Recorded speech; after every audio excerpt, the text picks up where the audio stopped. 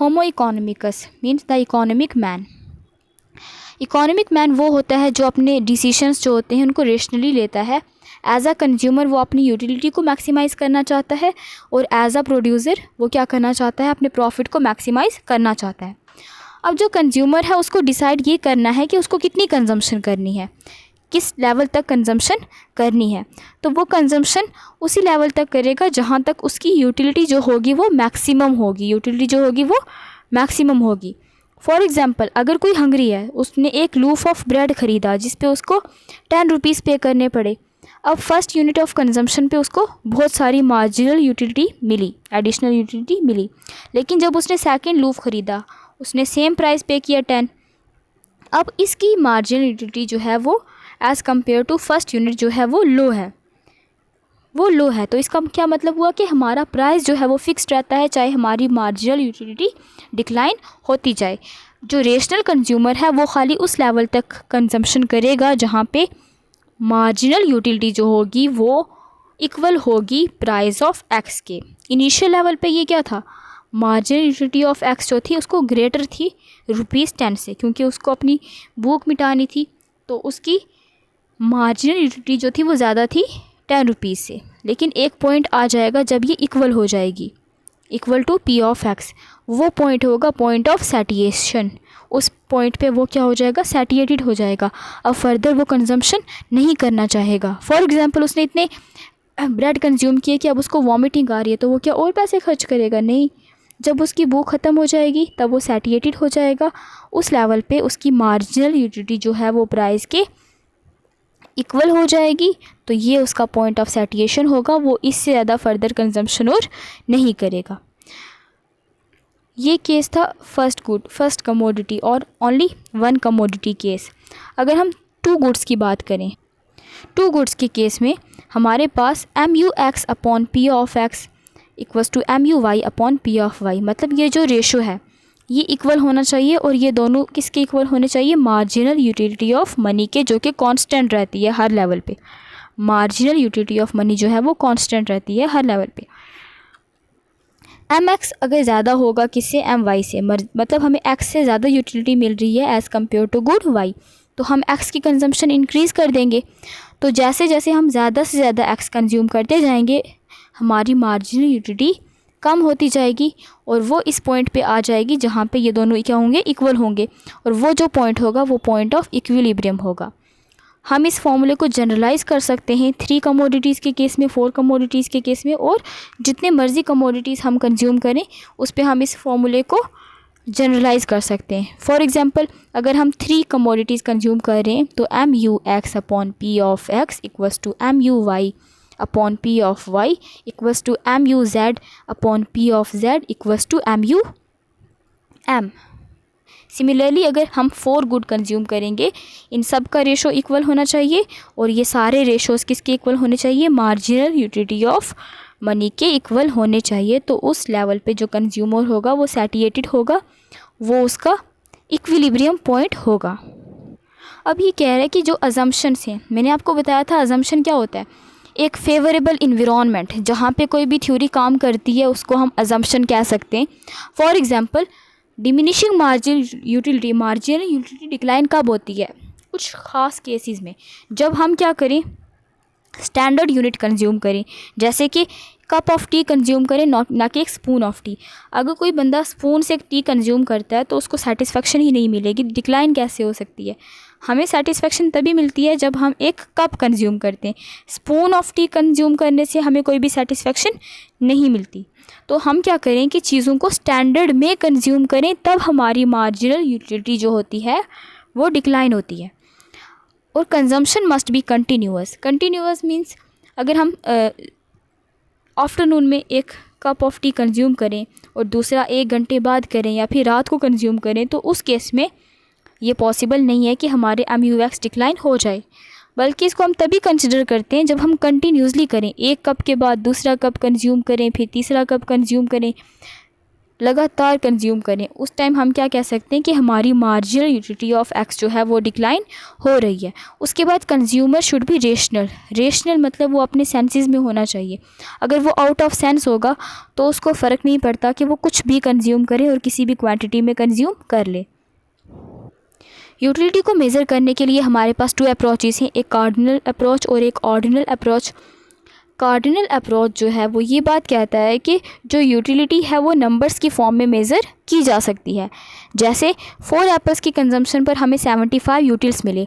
यहाँ पे यूटिल्स जो है वो ऐसा यूनिट है यूटिलिटी की, जिस तरह वेट की क्या होती है ग्राम और किलोग्राम, उस तरह यूटिलिटी की ऐसा यूनिट क्या है यूटिल्स। तो कार्डिनल अप्रोच ये कहता है कि हम नंबर्स की फॉर्म में यूटिलिटी को मेज़र कर सकते हैं। जैसे 2 चॉकलेट्स खाने पर मुझे 10 यूटिल्स मिले, या फिर 5 चॉकलेट्स खाने पर मुझे 30 यूटिल्स मिले, हम उस फॉर्म में इसको मेज़र कर सकते हैं। और ऑर्डिनल अप्रोच क्या कहता है? ऑर्डिनल अप्रोच ये कहता है कि हम यूटिलिटी को नंबर्स की फॉर्म में मेज़र नहीं कर सकते, और ये रियलिस्टिक अप्रोच भी है। अगर हम कोई चीज़ कंज्यूम करते हैं, हमें क्या पता कि उससे हमें कितनी यूटिलिटी मिली। ये रियलिस्टिक अप्रोच है as compare to cardinal approach. Ordinal utility के केस में हम सिर्फ रैंक दे सकते हैं चीज़ों को। जैसे हमने एप्पल को फर्स्ट रैंक दिया और बनाना को सेकंड रैंक दिया, मतलब हमें एप्पल ज़्यादा पसंद है एज़ कम्पेयर टू बनाना। तो ऑब्वियस सी बात है, अगर हम एप्पल कंज्यूम करेंगे तो हमें ज़्यादा सेटिस्फेक्शन मिलेगी as compare to the consumption of banana. So it shows the preference which only can be ranked. वो खाली रैंक्ड थे, हमने उसको रैंक दिया था कि हमें एप्पल ज़्यादा पसंद है बनाना से। वो उसकी यूटिलिटी को हमने नंबर्स में मेज़र नहीं किया हुआ था, वो सिर्फ रैंक्स थे। तो हम कह सकते हैं कि ऑर्डिनल अप्रोच में हम यूटिलिटी को नंबर्स की फॉर्म में मेज़र नहीं कर सकते। और ऑर्डिनलिस्ट ने डेवलप किया था इंडिफरेंस कर्व। यूटिलिटी को शो करने के लिए उन्होंने डेवलप किया था इंडिफरेंस कर्व। इसमें क्या है कि एक्स एक्सिस पे एक गुड होता है और वाई एक्सिस पे दूसरा गुड। जैसे यहाँ पे हमने वाई एक्सिस पे एप्पल लिया और एक्स एक्सिस पे बनाना लिया है। यहाँ पे जो डिफरेंट कम्बिनेशन ऑफ बंडल्स हैं इस कर्व पे, ऑर्डिनलिस्ट का कहना ये है कि हर लेवल पे हमें जो सेटिस्फेक्शन है वो सेम रहती है। अगर हम 10 एप्पल कंज्यूम करें और 6 बनाना कंज्यूम करें तो हमें उतनी ही सेटिस्फेक्शन मिलेगी जितनी 5 एप्पल और 12 बनानास को कंज्यूम करने पर मिलेगी। क्योंकि अगर हम बनाना का ज़्यादा कंज्यूम करेंगे हमें एप्पल का कम करना पड़ेगा, और अगर हम एप्पल का ज़्यादा कंज्यूम करेंगे हमें बनाना का कम करना पड़ेगा। ये एक ट्रेड ऑफ है। तो यहाँ पे हर लेवल ऑफ कम्बिनेशन पर हमारी जो सेटिस्फेक्शन है वो सेम रहती है। अगर हम बात करें हमारी सेटिस्फेक्शन या फिर यूटिलिटी इंक्रीज़ होने की, तो उस केस में इंडिफरेंस कर्व जो होता है वो शिफ्ट हो जाता है अपवर्ड। और अगर सेटिस्फेक्शन कम हो जाए, रिड्यूस हो जाए, तो उस केस में ये शिफ्ट हो जाता है डाउनवर्ड या फिर लेफ़्टवर्ड। हम इसको राइटवर्ड और लेफ़्टवर्ड भी कह सकते हैं, अपवर्ड और डाउनवर्ड भी कह सकते हैं। और जो ये इंडिफरेंस कर्व है ये कभी भी एक्स एक्सिस को टच नहीं करता, क्योंकि ऐसा हो ही नहीं सकता कि कंज्यूमर खाली एक ही गुड को कंज्यूम करे। अगर ये एक्स एक्सिस को और वाई एक्सिस को टच करेगा तो इस पॉइंट पे क्या होगा, गुड वाई की यानी कि जो एप्पल है उसकी कंजम्पशन ज़ीरो हो जाएगी, और इस लेवल पे गुड एक्स की कंजम्पशन ख़त्म हो जाएगी, और हम दूसरे प्रोडक्ट को बिल्कुल भी नेग्लिज नहीं कर सकते, उसको बिल्कुल भी छोड़ नहीं कर सकते। जैसे कि हम बनाना को कंज्यूम करें ही ना, हम सिर्फ एप्पल को कंज्यूम करें, ऐसा पॉसिबल नहीं है। हमें हर गुड की क्वांटिटी चाहिए होती है, ठीक है। इसीलिए ये कभी एक्स और वाई एक्सिस को टच नहीं करता, ये हमेशा इस फॉर्म में रहता है, ये कभी एक्सिस को टच नहीं करता। और जो आईसी कर्व्स हैं वो ये कभी एक दूसरे को इंटरसेक्ट भी नहीं करते। फॉर एग्जांपल हमारा ये इंडिफरेंस कर्व है और ये दूसरा इंडिफरेंस कर्व है। ये IC1 जो है ये लोअर लेवल पे है और IC2 जो है वो हायर लेवल पे है, मतलब इस पे हमें हायर सेटिस्फेक्शन मिल रही है एज़ कम्पेयर टू दिस। तो ये पॉइंट क्या शो करता है कि हमें इक्वल सेटिस्फेक्शन मिल रही है दोनों पे, इस पे भी और इस पे भी, क्योंकि ये इंटरसेक्शन पॉइंट है। तो ऐसा नहीं पॉसिबल, जो हायर इंडिफरेंस कर्व है वो ज़्यादा शो करता है हमारी satisfaction as compare to lower indifference curve. तो हम कह सकते हैं ये कभी भी एक दूसरे को इंटरसेक्ट नहीं कर सकते। हमने एज अ कंज्यूमर चीज़ों के बारे में डिस्कस किया, अब हम एज अ प्रोड्यूसर बात करेंगे कि जो प्रोड्यूसर है वो क्या चाहता है कि उसका प्रॉफिट जो है वो मैक्सिमाइज़ हो जाए। प्रॉफिट टू तरह से मैक्सिमाइज़ हो सकता है। फॉर एग्जांपल ये हमारा पाई है जो कि प्रॉफिट को डिनोट करता है। Pi equals to TR minus TC, मतलब टोटल रेवेन्यू जितना उसको आउटकम मिला है, जितना उसको रिटर्न मिला है चीज़ों को बेच के, ठीक है, उसमें से माइनस करना है जितना उसका टोटल एक्सपेंडिचर हुआ है उनको बनाने में। तो इसके दरमियान का जितना डिफरेंस ज़्यादा होगा उतना हमारा प्रॉफिट जो है वो हाई होगा। अब डिफरेंस ज़्यादा होने के लिए करना क्या है, देखो जो हमारा प्रॉफिट है पाई वो क्या है TR minus TC, TR minus TC। TR क्या होता है, टोटल रेवेन्यू, और टोटल रेवेन्यू का फॉर्मूला क्या होता है, प्राइस इनटू क्वांटिटी, कि कितना प्राइस हमने, उस क्वांटिटी का कितना प्राइस था और कितने यूनिट्स हमने सेल किए उनको मल्टीप्लाई करेंगे। उसके बाद टोटल कॉस्ट क्या होती है, कॉस्ट जितनी हमारी लगी और हमने कितनी प्रोडक्शन की उन दोनों को मल्टीप्लाई करेंगे। अब अगर हमें इन दोनों का डिफरेंस जो है वो मैक्सिमाइज़ करना है, या तो हमें क्वांटिटी तो सेम रहेगी, हम या फिर प्राइस को बढ़ा देंगे या फिर कॉस्ट को कम कर देंगे, या फिर प्राइस को बढ़ा देंगे या फिर कॉस्ट को कम कर देंगे, तो इनका डिफरेंस जो होगा वो मैक्सिमम होगा। तो 2 वेज़ हैं प्रॉफिट को मैक्सिमम करने के लिए, या तो हम हाई प्राइस पे सेल करें या फिर लो कॉस्ट पे मैन्युफैक्चर करें। Economic profit and economic cost, देखो इकोनॉमिक कॉस्ट की जब हम बात करते हैं, जब हम इकोनॉमिक वर्ड का यूज़ करते हैं तो वो स्पेसिफिक हो जाता है इकोनॉमिक के लिए। मैंने आपको पहले लेक्चर्स में भी पढ़ाया था कि अपॉर्चुनिटी कॉस्ट, अपॉर्चुनिटी जो कंसेप्ट है ये सिर्फ इकोनॉमिक में ही है और किसी भी फील्ड में नहीं है। जो चीज़ हम छोड़ देते हैं उस पे जो हमें कॉस्ट लग रही हो वो इंक्लूड होती है हमारी कॉस्ट के साथ, तो ये बन जाती है इकोनॉमिक कॉस्ट। और जिस चीज़ को हमने स्किप कर दिया, जैसे हमने लेमनेड और ऑरेंज को प्रोड्यूस करना था, हमने ऑरेंज को चूज़ किया और लेमनेड को स्किप कर दिया जो हमारा नेक्स्ट बेस्ट अल्टरनेटिव था। अब लेमनेड पे जितनी कॉस्ट लगनी थी उसको हम ऑरेंज पे लगी हुई कॉस्ट से इंक्लूड करेंगे तो हमारा इकोनॉमिक कॉस्ट बन जाएगा, और लेमनेड पे जितना प्रॉफिट हो सकता था उसको हम ऑरेंज के प्रॉफिट से इंक्लूड करेंगे तो हमारा इकोनॉमिक प्रॉफिट बन जाएगा। तो हमने क्या समझा, include not only the cost you spend to open a business but also the opportunity cost you bear to open that business. इसमें अपॉर्चुनिटी कॉस्ट भी हम इंक्लूड करेंगे। प्रीवियस लेक्चर्स में अपॉर्चुनिटी का कंसेप्ट मैंने आपको डिटेल में पढ़ाया है, उसको देख के उसके बाद इस लेक्चर को रेफ़र करें, क्योंकि एक पर्टिकुलर सीक्वेंस में अगर आप चलोगे तभी ये कोर्स आपके लिए बेनिफिशियल है, otherwise there is no use. Next, cost structure of a firm. Cost structure क्या होता है, देखो पहले मैं आपको शॉर्ट रन और लॉन्ग रन के बारे में बताती हूँ। शॉर्ट रन क्या होता है और लॉन्ग रन क्या होता है। अलग अलग बिज़नेस के हिसाब से जो शॉर्ट रन और लॉन्ग रन है वो वैरी करता है, ये एक टाइम स्पैन होता है। अगर हम ग्रॉसरी सेलर की बात करें तो उसके केस में लॉन्ग रन 1 ईयर हो सकता है, मतलब शॉर्ट रन में कुछ मंथ्स आ सकते हैं, बट हम अगर उसको बिज़नेस सेटअप किए हुए 1 साल हो जाए हम कह सकते हैं कि अब लॉन्ग रन बिज़नेस चल रहा है। लेकिन अगर हम बड़े बड़े प्रोडक्ट्स की बात करें, मैन्युफैक्चरिंग इंडस्ट्रीज़ की बात करें, उनको 7 या फिर 8 ईयर्स के बाद हम कहेंगे कि इनका लॉन्ग रन हो गया है। तो शॉर्ट रन के केस में हमारे पास 2 टाइप्स की कॉस्ट होती हैं। जो टोटल कॉस्ट होती है हमारी वो 2 पार्ट्स में डिवाइड होती है, एक फ़िक्स्ड कॉस्ट होती है और वेरिएबल कॉस्ट होती है। फ़िक्स्ड कॉस्ट जो होती है वो मशीनरी वगैरह पे होती है और ये फ़िक्स्ड होती है, क्योंकि शॉर्ट रन में हम और मशीनरी इंस्टॉल नहीं कर सकते। अभी हमें उससे बेनिफिट होगा, इतना प्रॉफिट जनरेट होगा तो ही हम और मशीनरी इंस्टॉल कर पाएंगे। तो जो फिक्स्ड कॉस्ट होती है वो मशीनरी वगैरह पे होती है, और जो वेरिएबल कॉस्ट होती है वो रॉ मटेरियल्स पर होती है। जैसे अगर हम लेमनेड का बिज़नेस सेटअप करें तो जो उसको बनाने में मशीन्स वगैरह यूज़ होंगे या फिर एक्यूपमेंट्स यूज़ होंगे, उस पर हम जो खर्चा करेंगे वो हमारा फ़िक्स्ड कॉस्ट होगी। अब हमें डेली बेसिस पे जो कॉस्ट स्पेंड करनी पड़ती है वो हमारी वेरिएबल कॉस्ट होती है। जैसे हम इंग्रेडिएंट्स पे जो खर्चा करेंगे, शुगर पे, उसके बाद लेमन पे, या फिर हम ऑरेंज जूस बना रहे हैं तो ऑरेंजेस पे, तो ये जो हमारे रॉ मटेरियल्स पे एक्सपेंसेस होते हैं इसको हम कहते हैं वेरिएबल कॉस्ट। तो in case of short run हमारी टोटल कॉस्ट जो होती है वो fixed cost plus variable cost होती है।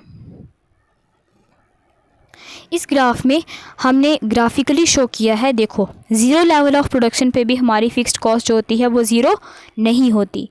ज़ीरो लेवल ऑफ प्रोडक्शन पे भी हमारी फ़िक्स्ड कॉस्ट जो होती है वो ज़ीरो नहीं होती, क्योंकि हम जब मशीनरी बाय करते हैं, फॉर एग्जांपल हमने 20,000 की मशीनरी बाय कर ली, अभी हमने प्रोड्यूस कुछ भी नहीं किया, तब भी हमारी कॉस्ट तो स्पेंड हो गई है ना, तो वो हमारी फ़िक्स्ड कॉस्ट है। ज़ीरो लेवल ऑफ प्रोडक्शन पे भी हमारी फ़िक्स्ड कॉस्ट जो होती है वो ज़ीरो नहीं होती, क्योंकि हम पहले मशीनरी बाय करते हैं फिर प्रोडक्शन करते हैं, और इसीलिए हमारी जो टोटल कॉस्ट होती है वो ज़ीरो लेवल ऑफ प्रोडक्शन पे भी ज़ीरो नहीं होती, बल्कि वहाँ से स्टार्ट होती है जहाँ से फ़िक्स्ड कॉस्ट होती है, क्योंकि टोटल कॉस्ट जो है वो समेशन है फ़िक्स्ड कॉस्ट का और वेरिएबल कॉस्ट का। अगर variable cost one level of production पे हमारी जितनी कॉस्ट लगेगी वो होगी वेरिएबल कॉस्ट, क्योंकि अभी हमने इंग्रेडिएंट्स उस पर स्पेंड करेंगे तब कोई चीज़ प्रोड्यूस करेंगे। तो as zero level of production पे हमारी टोटल कॉस्ट जो होती है वो इक्वल होती है किसके, फ़िक्स्ड कॉस्ट पे, क्योंकि तब वेरिएबल कॉस्ट जो होती है वो ज़ीरो होती है, तब हमने कुछ भी प्रोड्यूस नहीं किया होता। देखो यहाँ पे जो हमारी टोटल कॉस्ट है वो किसके इक्वल है, फ़िक्स्ड कॉस्ट के इक्वल है, जबकि प्रोडक्शन का लेवल क्या है, ज़ीरो है। और फिर जो फ़िक्स्ड कॉस्ट है वो हर लेवल पे क्या रहती है, सेम रहती है, क्योंकि अब रोज़ रोज़ थोड़ी ना हम मशीन ख़रीदेंगे, हमने एक बार मशीन्स ख़रीद ली, उसको फ़िक्स कर दिया, अब हमारी हर लेवल पे फ़िक्स्ड कॉस्ट जो होगी वो वही रहेगी जो एक बार हमने कर दी। और वेरिएबल कॉस्ट हमारी प्रोडक्शन के हिसाब से बढ़ती जाएगी बढ़ती जाएगी और बढ़ती जाएगी, और टोटल कॉस्ट क्या होगी वो भी इंक्रीज़ होती जाएगी, क्योंकि इसमें वेरिएबल कॉस्ट जो होगी वो इंक्लूड हो जाएगी। ठीक है, और इन दोनों का जो डिस्टेंस है वो हमेशा सेम रहेगा और ये एक दूसरे के पैरेलल रहेंगी, क्योंकि इनका डिफरेंस किसके इक्वल है, फ़िक्स्ड कॉस्ट के इक्वल है, और फ़िक्स्ड कॉस्ट तो हर लेवल पे सेम रहती है ना, और फ़िक्स्ड कॉस्ट जो है वो सेम रहेगी, तो इसका डिस्टेंस हर लेवल पे फ़िक्स्ड कॉस्ट के इक्वल रहेगा, because total cost equals two variable cost plus fixed cost. अगर हम फ़िक्स्ड कॉस्ट का कर्व भी यहाँ पे प्लॉट कर दें और इसका समेशन कर दें तो वो किसके इक्वल हो जाएगा, ऐसा कर्व हमारे पास बन जाएगा टोटल कॉस्ट का। तो आई होप आपको समझ आ गया होगा इसका डिस्टेंस जो है वो पैरेलल क्यों है और ये हर लेवल पे सेम क्यों है, क्योंकि ये फ़िक्स्ड कॉस्ट के इक्वल है। टोटल कॉस्ट का और वेरिएबल कॉस्ट का डिफरेंस जो है वो फ़िक्स्ड कॉस्ट है, और फ़िक्स्ड कॉस्ट हर लेवल पे सेम रहता है, इसीलिए इनका डिफरेंस हर लेवल पे सेम रहेगा। Next, average cost. Average cost on per unit of production. Average cost होता है कि एक चीज़ को प्रोड्यूस करने में हमें कितनी कॉस्ट लगी। फॉर एग्जांपल अगर हमने 10 यूनिट्स प्रोड्यूस किए और हमें उस पर कॉस्ट लग रही है 20 रुपीज़ 20, तो हमें एक यूनिट पे कितनी लगेगी, 10/20, दैट इज़ हाफ। ठीक है, तो हमने देखा कि एवरेज कॉस्ट क्या होती है, cost of per unit of production, cost of per unit of production.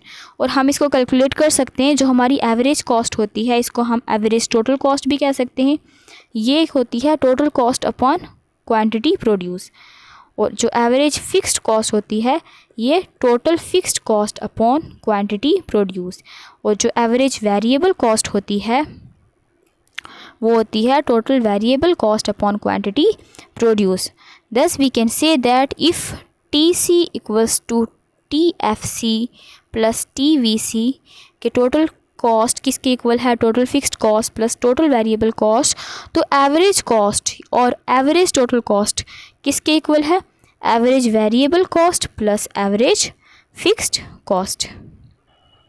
Look in this graph, ये हमारी एवरेज टोटल कॉस्ट है और ये हायर लेवल पे है, क्योंकि ये किसका समेशन है, एवरेज फिक्स्ड कॉस्ट का और एवरेज वेरिएबल कॉस्ट का। और इसकी कर्व और इसकी कर्व जो एवरेज वेरिएबल कॉस्ट की है वो सेम है, बट डिफरेंस ये है कि ये लोअर लेवल पे है, क्योंकि इसके दरमियान का डिस्टेंस क्या है, एवरेज फिक्स्ड कॉस्ट। ठीक है, और एवरेज फिक्स्ड कॉस्ट जो है हमारी एक रेक्टेंगुलर हाइपरबोला की फॉर्म में आ रही है, जो कि एक्स एक्सिस की तरफ अप्रोच कर रही है, बल्कि ये एक्स एक्सिस को कभी टच नहीं करेगी, क्योंकि एवरेज फिक्स्ड कॉस्ट क्या होता है, total fixed cost upon quantity, और टोटल फिक्स्ड कॉस्ट कभी भी ज़ीरो नहीं हो सकती, इसीलिए हमारी AFC कभी भी एक्स एक्सिस को टच नहीं करेगी। अब ये कंटिन्यूसली फॉल डाउन क्यों होती जा रही है, क्योंकि देखो न्यूमरेटर क्या है, टोटल फिक्स्ड कॉस्ट, जो कि हर लेवल पे सेम रहती है, और क्वांटिटी इंक्रीज़ होती जा रही है। फर्स्ट यूनिट पे क्वांटिटी और थी, उसकी वजह से इसका रेशो कम होता जा रहा है। जब डिनोमिनेटर इंक्रीज़ होता है और न्यूमरेटर सेम रहता है, for example 4 upon let's say 10/2, तो इस केस में हमारा आंसर क्या आएगा 5। ओके, 10/2। यहाँ पे हमारा न्यूमरेटर जो है वो 10 है, डिनोमिनेटर जो है वो 2 है। अब अगर हमारा न्यूमरेटर सेम रहेगा, डिनोमिनेटर इंक्रीज़ हो जाएगा, तो हमारा नंबर जो होगा वो स्मॉल होता जाएगा। जैसे यहाँ पे हमारा आंसर 5 था और यहाँ पे 2 हो गया।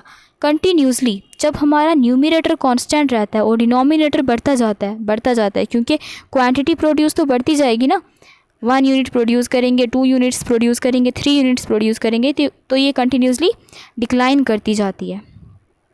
तो एवरेज फिक्स्ड कॉस्ट कांस्टेंट रहती है, तो एवरेज वेरिएबल कॉस्ट जो है वो उसका कर्व सेम होता है एवरेज टोटल जैसा, लेकिन ये डाउनवर्ड होता है क्योंकि इनका जो डिफरेंस होता है वो एवरेज फिक्स्ड कॉस्ट है। Next, profit maximization conditions.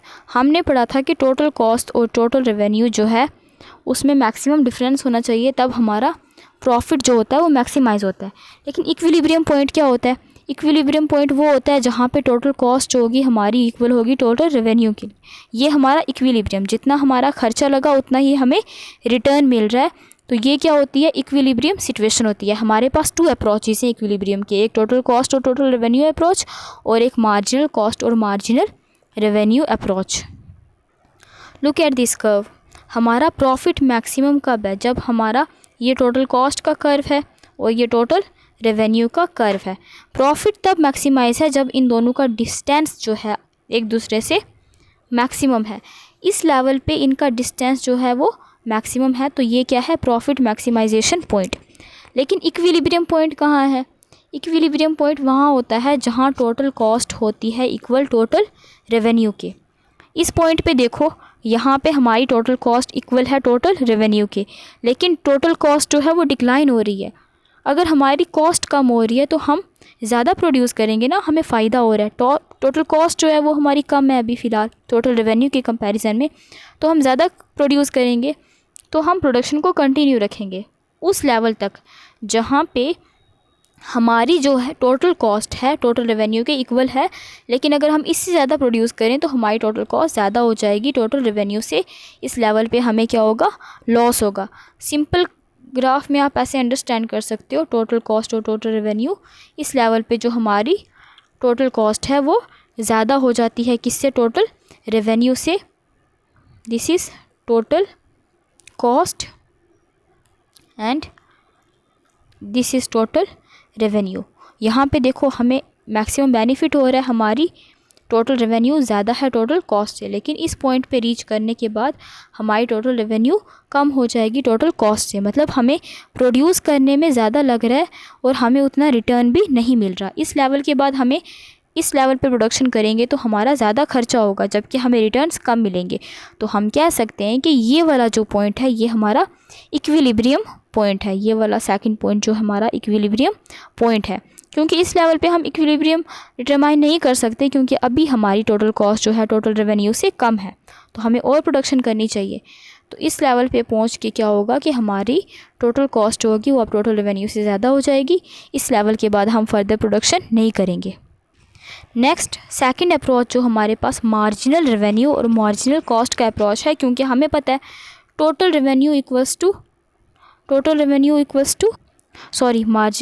Equals to total change in total revenue due to change in quantity, and marginal cost equals to change in total cost due to change in quantity. This is marginal concept. इसको हम बाद में detail में पढ़ेंगे जब हम अपना intermediate का कोर्स स्टार्ट करेंगे। मार्जिनल रेवेन्यू और मार्जिनल कॉस्ट जो हमारी इक्वल हो जाएं उस लेवल पे हमारा क्या होगा? इक्विलिब्रियम का पॉइंट होगा। देखो यहाँ इस लेवल पे हमने पहले देखा था ना कि उसकी जो कॉस्ट थी वो अभी डिक्लाइन हो रही थी, तो ये वो वाला कॉस्ट है। अब देखो इस पे मार्जिनल कॉस्ट जो है हमारी कम है किससे, मार्जिनल रेवेन्यू से। तो ये हमारा इक्विलिब्रियम पॉइंट नहीं हो सकता, क्योंकि अभी हमारी कॉस्ट जो है वो रेवेन्यू से कम है, हमें कम खर्चा लग रहा है तो हम ज़्यादा से ज़्यादा प्रोड्यूस करेंगे। लेकिन इस पॉइंट पे पहुंचने के बाद हमारी कॉस्ट जो होगी वो ज़्यादा हो जाएगी रेवेन्यू से, तो हम कहेंगे ये हमारा जो है वो इक्विलिब्रियम पॉइंट है। सो हमारे पास दो कंडीशंस आ जाती हैं। फर्स्ट जो हमारी नेसेसरी कंडीशन है, marginal revenues should be equals to marginal cost and marginal cost should cut the MR curve from down side, और marginal cost must be increasing. यहाँ पे मार्जिनल कॉस्ट डिक्रीजिंग है, यहाँ पे हमारी मार्जिनल कॉस्ट इंक्रीज़ होनी चाहिए। हम कह सकते हैं MR और MC अप्रोच में हमारी जो मार्जिनल कॉस्ट है वो MR को डाउन साइड से कट करे, तब वो हमारा इक्विलिब्रियम पॉइंट होगा, क्योंकि कट तो दोनों साइड से कर रही है। अगर डाउनवर्ड से कट करे तभी हमारा इक्विलिब्रियम पॉइंट होगा, क्योंकि इस लेवल के बाद मार्जिनल कॉस्ट और इंक्रीज़ होती जा रही है।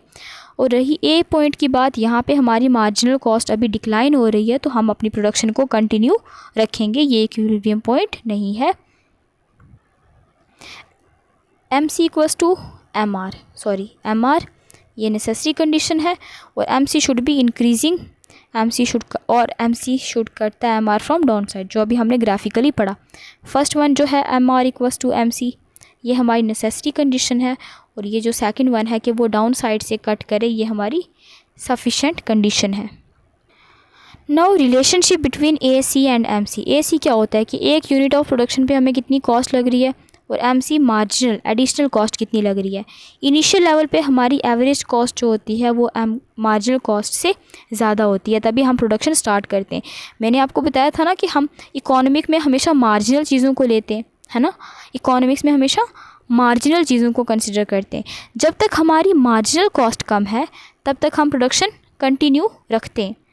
अब जो मार्जिनल कॉस्ट है वो एवरेज कॉस्ट को उसके लोवेस्ट पॉइंट पे कट करती है। यहाँ पे दोनों क्या हो जाते हैं, इक्वल हो जाते हैं, MC इक्वल्स टू AC। उसके बाद हमारी मार्जिनल कॉस्ट जो होती है वो इंक्रीज़ करती है और ग्रेटर हो जाती है AC से। तो हम कहेंगे जहाँ तक हमारी मार्जिनल कॉस्ट कम रहेगी AC से, वहीं पे हमारा इक्विलिब्रियम पॉइंट होगा, और उसी लेवल तक हमारे लिए प्रोडक्शन करना जो होगा बेनिफिशियल होगा।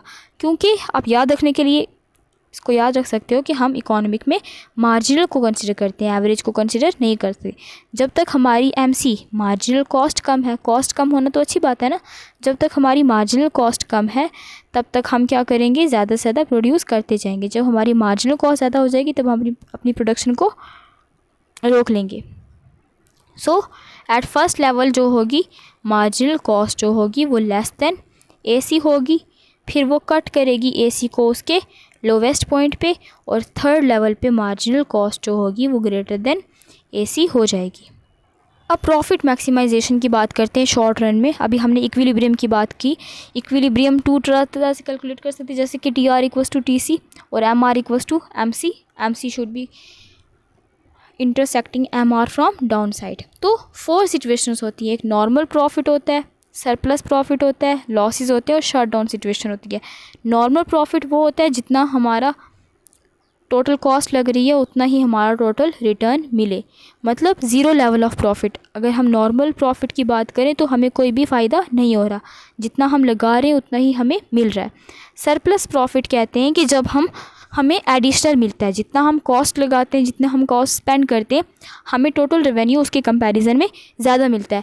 लॉसेस तब होते हैं जब हमारी जो टोटल कॉस्ट होती है वो ज़्यादा हो जाती है टोटल रेवेन्यू से, मतलब हमें ज़्यादा खर्चा लग रहा है as compare to our total revenue, उतना जनरेट नहीं हो रहा जितना हमारा खर्चा लग रहा है, तब हमें क्या होते हैं, लॉसेस होते हैं।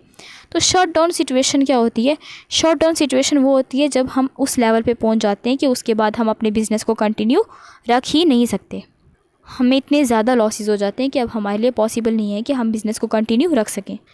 This is normal situation, normal profit situation. यहाँ पे जो देखो हमारा ये तो इक्विलिब्रियम पॉइंट है ना, MR equals to MC, MR equals to MC। और परफेक्ट कंपटीशन के केस में क्या होता है, जो मार्जिनल रेवेन्यू होती है यही होती है एवरेज रेवेन्यू के इक्वल, यही होता है प्राइस, ठीक है, in case of perfect competition. तो ये हमारा प्राइस लेवल है, इस प्राइस लेवल पे हमारी मार्जिनल कॉस्ट इतनी है और मार्जिनल रेवेन्यू इतनी है, ये हमारी इक्विलिब्रियम सिचुएशन है, और मार्जिनल कहाँ से कर रही है, मार्जिनल कॉस्ट डाउन साइड से। तो उस केस में जब हमारी एवरेज कॉस्ट इसके इक्वल हो जाएगी मार्जिनल कॉस्ट के, तो हम कहेंगे कि हमें कोई प्रॉफिट कोई लॉस नहीं हो रहा, ज़ीरो, हमें जितना खर्च कर रहे हैं उतना ही मिल रहा है। इसको कहते हैं नॉर्मल प्रॉफिट और break even point. Normal profit और break even point. Equilibrium condition के अलावा M R equals to M C के अलावा आपको बस ये याद रखना है कि उसी लेवल पे एवरेज टोटल कॉस्ट भी उसको इंटरसेक्ट कर दे, तो हम कह सकते हैं कि हमारा नॉर्मल प्रॉफिट की सिचुएशन है। अब इस केस में देखो जहाँ पे हमारा क्या है, सुपर नॉर्मल। सुपर नॉर्मल कब होता है, जब हम जितना खर्चा कर रहे होते हैं, जितनी कॉस्ट लगा रहे होते हैं, हमें उससे ज़्यादा टोटल रेवेन्यू मिलती है। यहाँ पे इक्विलिब्रियम सिचुएशन कहाँ पे है, M R equals to M C, इस पॉइंट पे है M R equals to M सी।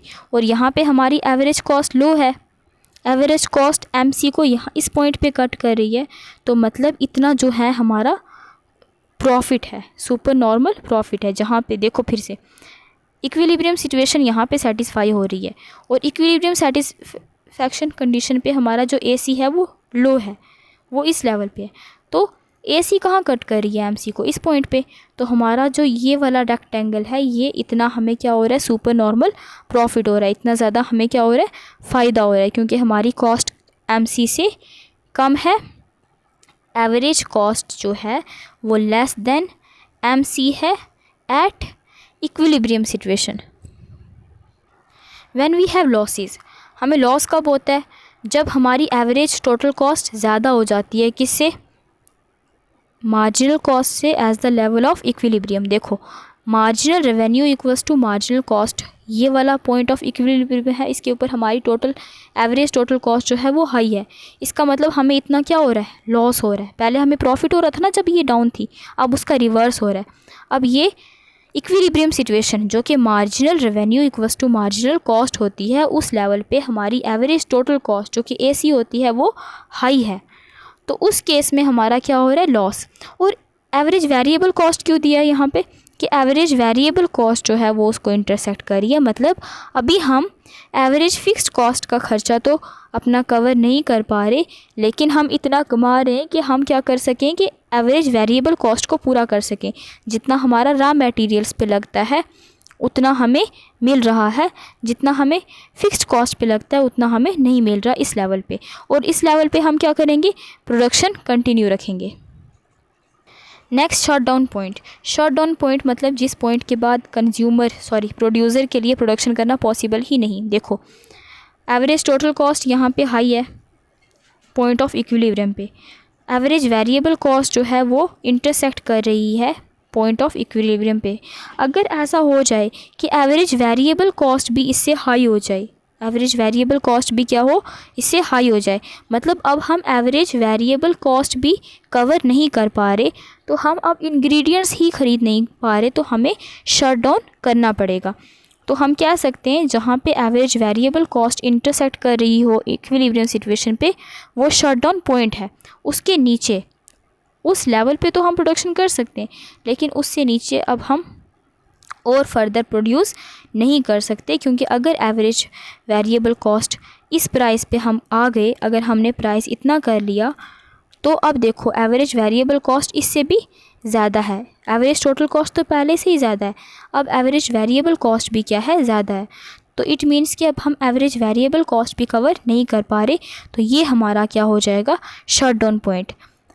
ये जो प्राइस है ये शॉट डाउन पॉइंट पे है, इसके नीचे हमारी अगर प्राइस फॉल हो गया तो हम शॉट डाउन कर देंगे। शॉट डाउन पॉइंट मतलब जिसके नीचे प्रोडक्शन पॉसिबल नहीं है, हम एवरेज वेरिएबल कॉस्ट भी कवर नहीं कर पा रहे। The minimum price at which the firm will continues to produce, ये ऐसा मिनिमम प्राइस है जहाँ पे एवरेज वेरिएबल कॉस्ट अभी कवर की जा रही है। अगर प्राइस इससे भी ज़्यादा फॉल हो गया तो एवरेज वेरिएबल कॉस्ट भी जो है वो हम कवर नहीं कर पाएंगे, तो हम फर्दर प्रोडक्शन ही नहीं कर पाएंगे, हमें लेफ़्ट करना पड़ेगा मार्केट को। देखो यहाँ पे क्या है, ये हमारी मार्जिनल कॉस्ट है और इस लेवल पे हमारी एवरेज कॉस्ट जो है वो इक्वल है मार्जिनल कॉस्ट के, तो ये हमारा क्या है, ब्रेक इवन पॉइंट। मतलब जितना हम कमा रहे हैं उतना हमने खर्च किया था उसकी प्रोडक्शन पे। Total revenue equals to total cost. अब यहाँ पे क्या हो रहे हैं इस पॉइंट्स पे, ये हमारा नॉर्मल प्रॉफिट था, ज़्यादा प्रॉफिट तो हमारा इसके अब वो होगा ना कि अगर हमारी कॉस्ट जो है वो फॉल हो जाए, हम ज़्यादा से ज़्यादा प्रोडक्शन कर सकें, प्राइस हमारी हाई हो जाए। लेकिन इस लेवल पे क्या हो रहा है, हमारा लॉस हो रहा है, फिर भी हम प्रोडक्शन कंटिन्यू रख रहे हैं क्योंकि हम एवरेज वेरिएबल कॉस्ट को कवर कर पा रहे हैं फ़िलहाल। लेकिन जब हम एवरेज वेरिएबल कॉस्ट को भी कवर नहीं कर पाएंगे, उसके नीचे जो हमारा होगा वो शटडाउन पॉइंट होगा। इस लेवल पे हमारी एवरेज वेरिएबल कॉस्ट जो है वो इक्वल हो गई है किसके, प्राइस के। प्राइस के इक्वल क्या हो गई है, एवरेज वेरिएबल कॉस्ट, मतलब प्राइस फिक्स्ड कॉस्ट को कवर नहीं कर पा रहा। इस पॉइंट से नीचे इन सब लेवल्स पे हमारी प्रोडक्शन पॉसिबल नहीं है, तो इसको कहते हैं ब्रेक इवन पॉइंट। तो ये जो AVC जहाँ पे इंटरसेक्ट होती है इसको कहते हैं शटडाउन पॉइंट, जो हमने अभी डिस्कस किया था वो ग्राफ्स में। Long run profit maximization, long run की केस में क्या होता है, देखो लॉन्ग रन में हमेशा सिर्फ हमारे पास क्या होता है, नॉर्मल प्रॉफिट एग्जिस्ट करता है, ना तो सुपर नॉर्मल प्रॉफिट होता है, हमें नो लॉसेस होते हैं परफेक्ट कंपटीशन के केस में। देखो इस ग्राफ को ध्यान से देखना, ठीक है। यहाँ पे क्या हो रहा है, हमारा जो इक्विलिब्रियम सिचुएशन है वो कहाँ पे है, यहाँ पे है, और उस लेवल पे हमारी एवरेज कॉस्ट जो है वो लो है। इसका मतलब हमें इस वाले रेक्टेंगल पे सुपर नॉर्मल प्रॉफिट हो रहा है। अब ये किस में प्रॉफिट हो रहा था, फॉर एग्जांपल लेमनेड प्रोडक्शन में प्रॉफिट हो रहा था। तो जैसे जैसे फर्म्स ने देखा ज़्यादा से ज़्यादा प्राइस जो है वो लेमनेड का राइज़ होता जा रहा है, उन सब ने क्या किया, इंटर होना शुरू कर दिया लेमनेड की प्रोडक्शन में। तो सप्लाई उसकी ज़्यादा हो गई, सप्लाई ज़्यादा होने की वजह से उसका प्राइस जो है वो फॉल हो गया, उसका प्राइस जो है वो फॉल हो गया। तो ये कहाँ पे पहुँच गए हम, हमारा मार्जिनल रेवेन्यू फॉल हो गया, प्राइस फॉल हो गया, तो हम नॉर्मल कंडीशन में पहुँच गए जहाँ पे हमें सिर्फ नॉर्मल प्रॉफिट हो सकता था। यहाँ पे सुपर नॉर्मल प्रॉफिट हो रहा था, लेकिन प्राइस फॉल होने के बाद अब हमें सिर्फ नॉर्मल प्रॉफिट हो रहा है। और इस केस में यहाँ पे क्या है, फर्म्स को लॉसेस हो रहे थे। अब फर्म को लॉस होने लगे तो लोगों ने उसमें अपनी इन्वेस्टमेंट छोड़ दी, लोगों ने लेमनेड को प्रोड्यूस करना बंद कर दिया। तो उसकी सप्लाई जो थी वो बैकवर्ड शिफ्ट हो गई, पहले इतनी थी अब वो बैकवर्ड शिफ्ट हो गई, उसकी वजह से उसका प्राइस क्या हो गया, हाई हो गया। तो वो किस पे आ गए, डाउन वाले प्राइस है जहाँ पे उनको लॉसेस हो रहे थे, अप वाले प्राइस पे आ गए जहाँ पे उनको कितना हो रहा है, नॉर्मल प्रॉफिट हो रहा है। तो सिंपल ये बताना चाहता है कि लॉन्ग रन में ना तो हमें ज़्यादा फ़ायदा हो सकता है, सुपर नॉर्मल प्रॉफिट हो सकता है, ना लॉस हो सकता है, क्योंकि जब ज़्यादा से ज़्यादा प्रॉफिट होगा लोग उस फर्म में आएंगे, उस चीज़ की प्रोडक्शन ज़्यादा करेंगे जिसमें फ़ायदा ज़्यादा होगा, तो उसकी सप्लाई ज़्यादा हो जाएगी तो उसका प्राइस फॉल हो जाएगा। तो ऑब्वियस ही बात है, अगर प्राइस फॉल हो जाएगा तो वो नॉर्मल प्रॉफिट पे पहुंच जाएगा, जितना नॉर्मली प्रॉफिट होता है जिस प्राइस पे, उस प्राइस पे पहुंच जाएगा। और अगर उसमें फ़ायदा नहीं हो रहा है तो लोग उसको प्रोड्यूस करना छोड़ देंगे, उस चीज़ की सप्लाई कम हो जाएगी तो उसका प्राइस हाई हो जाएगा। तो मतलब लॉसेस से, जितना लॉस पे उसका प्राइस था उससे उसका प्राइस राइज हो जाएगा, तो वो नॉर्मल प्राइस पे पहुँच जाएगा। तो लॉन्ग रन में ना तो सुपर नॉर्मल प्रॉफिट पॉसिबल है, ना लॉस पॉसिबल है, सिर्फ नॉर्मल प्रॉफिट पॉसिबल है अगर हम परफेक्ट कंपटीशन की बात करें।